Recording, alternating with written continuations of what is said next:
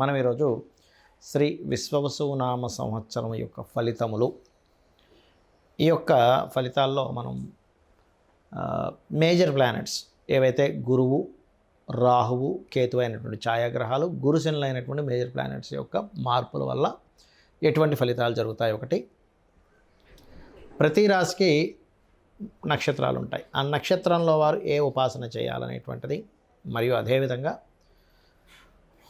విశ్వవసు నామ సంవత్సరం ఉగాది అనగానే మనం చూసేది ఏమిటి, ఎప్పుడు కూడా ఏ కొత్త సంవత్సరం వచ్చిన పంచాంగంలో ఆదాయం ఎంత ఉంది, వ్యయం ఎంత ఉంది, రాజ్యపూజ్యం అంటే మనల్ని మెచ్చుకునే వాళ్ళ సంఖ్య ఏంటి, మనం అవమానం పడేటువంటి ఏమిటి, ఏ రంగాల్లో మనం అవమానపడతాము అనేటువంటి విషయాలు తెలుసుకుంటూ, ఈ యొక్క విషయాల్ని చెప్తుంది నేనైనప్పటికీ కూడా చెప్పిస్తుంది సాక్షాత్ లలిత అమ్మవారిగా భావిస్తూ ఒక్కొక్క రాశి గురించి, లగ్నం తెలిస్తే ఇంకా బెస్ట్ లగ్నం గురించి మనం తెలుసుకుందాం. ధనుర్లగ్నము ధనస్సు రాశి. ధనస్సు వారికి కనుక చూసుకున్నట్లయితే రాశి ఏదైతే ఉందో ఈ లగ్నము లేదా రాశి వారికి ఈ గురువు ఎవరైతే ఉన్నారో మీకు ఆదాయము వ్యయము చూసుకుంటే మొట్టమొదటిగా ఇక్కడ 5 ఉంది. సో 5 ఆదాయము 5 వ్యయం బ్యాలెన్స్డ్గా ఉంది. కాకపోతే 5 ఆదాయం అనేటువంటిది కొంచెం పెంచుకోవాలి అని అనుకునేటువంటి వారికి ఇక్కడ పర్టికులర్గా ఈ ధనస్సు వారికి అర్ధాష్టమ శని ఒకటి ప్రారంభం అవుతుంది. ముఖ్యంగా గుర్తుపెట్టుకోవాలి. అంటే మీరు ఈ ల్యాండ్స్ మీద ఇన్వెస్ట్మెంట్ చేసేటప్పుడు, లేదా ఒక ల్యాండ్ డీల్ ద్వారా ధనం వస్తుందని ఒక్కోసారి కొంతమంది ఏం చేస్తారంటే ఈ ల్యాండ్ వల్ల మనకి ఇంత లాభం వస్తుంది, మేము దీన్ని ఇన్వెస్ట్మెంట్ చేద్దాం అంటూ ఉంటారు. అటువంటి విషయాల్లో కొంచెం జాగ్రత్తగా ఉండాలి.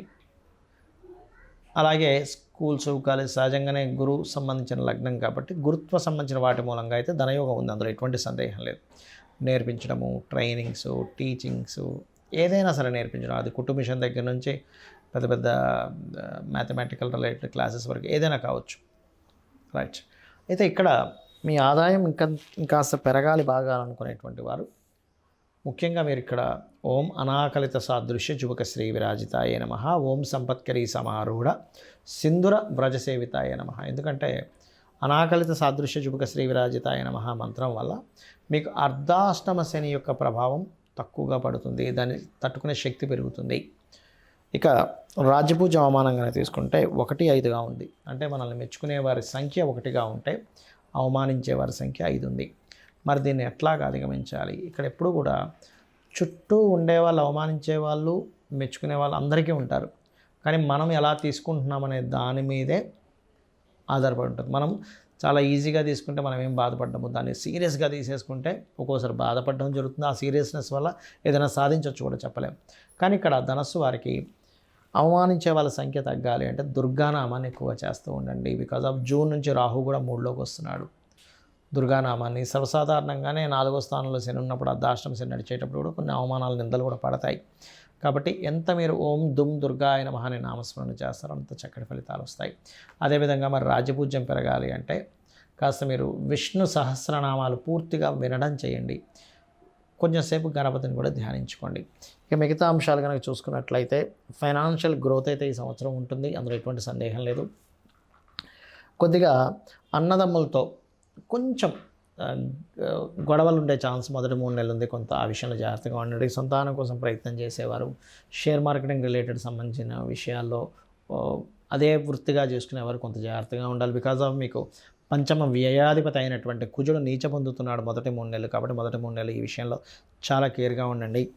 వివాహ సంబంధించినటువంటి విషయంలో లగ్నాధిపతి అయినటువంటి గురువు, లగ్న రాశ్యాధిపతి అయిన గురువు మీకు సప్తమంలోకి వెళ్ళి ఉంటున్నాడు. కాబట్టి బంధువర్గంలో వారి యొక్క సంబంధాలు కుదరడం, బంధువర్గంలో వారితో కాస్త ఈ సంబంధించినవి మాట్లాడుకోవడం, తత్సంబంధించినవే కాస్త వివాహ సంబంధించిన విషయంలో కుదరడం అనేటువంటి స్పష్టంగా చూపిస్తుంది. ఈ మీ యొక్క బిజినెస్లకి కొంతమంది పార్ట్నర్స్ కూడా రావడం జరుగుతుంది. మీకు ఎప్పుడైతే కేతు ఈ జూన్ నుంచి మారతాడో ఉద్యోగ సంబంధించిన విషయంలో ఉండే సమస్య చాలా మటుకు తగ్గుతుంది మీకు. అలాగే జూన్ వరకు కూడా కాస్త ఇన్వెస్ట్మెంట్స్ చేసేటప్పుడు కొంచెం జాగ్రత్తగా ఉండండి. ప్రెగ్నెన్సీ లేడీస్ అది కొంత జూన్ వరకు జాగ్రత్తగా ఉండాలి విశ్వవసునామ సంవత్సరంలో. బికాజ్ ఆఫ్ ఈ పంచమ వ్యయాధిపతి అయినటువంటి కుజుడు నీచ పొందుతున్నాడు. కాబట్టి కాస్త స్కందుని కనుక తలుచుకుంటూ ఉండడం లేదా నరసింహస్వామిని ధ్యానం చేయడం అనేటువంటిది మంచి ఫలితాలు ఇస్తుంది. అదేవిధంగా ఇక్కడ ఈ నక్షత్రాలు ముఖ్యంగా ధనస్సు రాశిలో ఉండేటువంటి నక్షత్రాలు తీసుకున్నట్లయితే ఏ నక్షత్రం వారు ఏ నామంతో నిత్యము కనీసం ఒక 40 నిమిషాలు ధ్యానం చేసుకుంటే మీకు పీస్ ఆఫ్ మైండ్, మీ పూర్వజన్మ కర్మలు తొలగడం జరుగుతుంది అని చూసుకున్నట్లయితే మూలా నక్షత్రము వారు ఓం సరస్వతియై నమః అనేటువంటి నామస్మరణ అద్భుతమైన ఫలితాలు ఇస్తుంది. అదేవిధంగా పుబ్బా నక్షత్రం వారు కనుక తీసుకున్నట్లయితే ఓం శ్రీమాత్రే నమః. మరియు మూలా పుబ్బ ఉత్తరా నక్షత్రం 1వ పాదం ఇందులో ఉంటుంది ధనుస్సు రాశిలో. వీరు ఎక్కువగా ఓం నమ శివాయ కానీ ఓం సూర్యాయ నమః అనే నామస్మరణ అన్ని విధాలా మీకు బాగుంటుంది.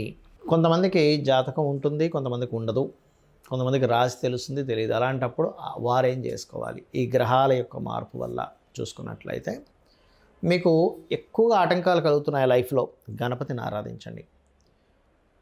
ప్రతిదీ ఆలస్యం అవుతుంది. గోవుకి బెల్లం తినిపించడము, నువ్వులు దానంగా ఇవ్వడము, నూనె ఏదైనా దీపారాధనకు వాడేటువంటి నూనెని శివాలయంలో ఇవ్వడం చేయండి.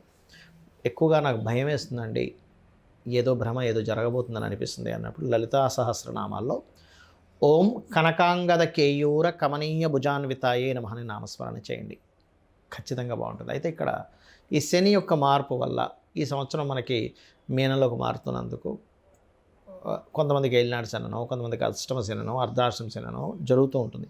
కానీ ఒకటి విషయం గుర్తుపెట్టుకోవాల్సింది ఏంటంటే, ఎప్పుడూ కూడా శని భగవానుడు మార్పు మీకు అష్టమ అర్ధాష్టమ ఏలినాడు శనలు ఇచ్చినా ఎక్కడ మీ జీవితాన్ని ఆపడు. గుర్తుపెట్టుకోండి. కర్మకారకుడు, ఆయన ఏ కర్మ ఇవ్వాలో అది అందిస్తాడు. నేను చాలా వీడియోల్లో ఒక 10 సంవత్సరాల నుంచి చెప్తూ వస్తున్నా. ఏమంటే ఏలినాడు శని ఉన్నప్పుడే స్వర్గీయ ఎన్టీ రామారావు గారు సీఎం అయ్యారు, మోడీ గారు పీఎంగా ఉన్నారు. అదేవిధంగా జగన్ విషయం కావచ్చు, చంద్రబాబు నాయుడు గారి విషయం కావచ్చు, చాలామంది ఉదాహరణలు చెప్పారు. రాజకీయ నాయకులు అంటే ఏమిటి, వాళ్ళు సీఎంలు పీఎం అవ్వగాలేంది మనం చేసే చిన్న చిన్న జాబులు, చిన్న చిన్న బిజినెస్లో ఆగుతాయా? శ్రమనిస్తాడు అనే పాయింట్ ఆఫ్ వ్యూలో ఉండాలి. మందుడు అంటారు. అంటే మనం ఎప్పుడైతే పోస్ట్ పోన్ చేస్తామో పనిని, ఇవాళ చేయాల్సింది సరే రేపు చేద్దాం, రేపు చేయాల్సింది సరే ఎల్లుండి చేద్దాం, తర్వాత చూద్దాం అని ఎప్పుడైతే మనం పోస్ట్ పోన్ చేస్తామో ఆలస్యం అమృతం విషం అనేటువంటిది మనం సామెత విన్నాం. అలా ఆలస్యం చేయడం వల్ల మీకు అమృతం రావాల్సింది కూడా విషయంగా మారుతుంది. కాబట్టి ఎప్పుడు కూడా ఏలినాడు శని, అర్ధాష్టమి, అష్టమ శని సమయంలో ఈ పోస్ట్ పోన్ చేయకండి. మధ్యాహ్నం నిద్రపోకండి. అదేవిధంగా వీలైతే ఉదయం సాయంత్రం దీపారాధన చేయండి. వీలైతే కదా వీలు చేసుకొని చేయండి. మీకు దగ్గరలో ఏదైనా ఆలయం, అందులో ప్రత్యేకంగా నరసింహస్వామి, లేనట్లయితే ఆంజనేయ స్వామి, గణపతి, శక్తి ఆలయము, ఇలా స్కందున ఆలయం ఏమున్నా రోజు టెంపుల్కి వెళ్ళడం అలవాటు చేసుకోండి. 1% కూడా మీకు శని యొక్క ప్రభావం పడదు, గుర్తుపెట్టుకోండి. అలాగే ఏదైనా ఒక నామాన్ని తీసుకోండి, చేస్తూ ఉండండి, ఉచ్చరిస్తూ ఉండండి. అదేవిధంగా ఈ శని యొక్క ప్రభావం మీనంలోకి వెళ్తున్నందుకు మనం ఆల్రెడీ 2.5-3 సంవత్సరాల క్రితమే ఒక విషయాన్ని అనుకున్నాం. మకరంలో శని ఉన్నప్పుడే కుంభంలోకి వెళ్తున్నాడు, వర్క్ విషయంలో రెవల్యూషన్ తీసుకొస్తాడు అనుకున్నాం. ఒక రెవల్యూషన్ వచ్చింది. మీనం నుంచి అలాగ మేషంలోకి వెళ్ళేసరికి ఆల్మోస్ట్ అందరూ కూడా ఉద్యోగం ఒకటే కాకుండా ఇంకొక సైడ్ మనం ఏం చేయగలము, మనకున్న టాలెంట్ ఏంటి, బాగా పాడగలమా, బాగా ఫుడ్ వండగలమా, లేనట్లయితే బాగా మనం బొమ్మలు గీయగలమా, లేనట్లయితే మనలో ఏదైనా సాఫ్ట్వేర్ స్కిల్స్ ఉన్నాయా, టీచింగ్ స్కిల్స్ ఉన్నాయా, ఎనీథింగ్ మనలో ఒక స్కిల్ ఉంటుంది. ఆ స్కిల్ ఏంటో తెలుసుకొని సొంతంగా ఏదైనా ఓన్గా చేసుకుని డెవలప్ చేసుకోవాలి. బికాజ్ ఆఫ్ న్యాచురల్గా శని కర్మ అంటే వృత్తికారకుడు. వృత్తి విషయంలో అనేకమైన మార్పులు రాబోతున్నాయి. కాబట్టి మీ ఒక దగ్గర జాబ్ చేయడం ఒక ఎత్తు అయితే, మీరు ఓన్గా ఏం ఎర్న్ చేయగలరు, ఓన్గా ఏం చేసుకోగలరు, దాన్ని డెవలప్ చేసుకోండి అని చెప్తున్నా. ఇప్పుడు కూడా అదే మాట చెప్తున్నాను. బికాజ్ ఆఫ్ శని యొక్క ప్రభావం అటు వెళ్తుంది. మీరు చూస్తూ ఉండండి. మనం 2-3 సంవత్సరాల నుంచి విషయాన్ని చెప్తున్నాం, మారుతూ వస్తుంది.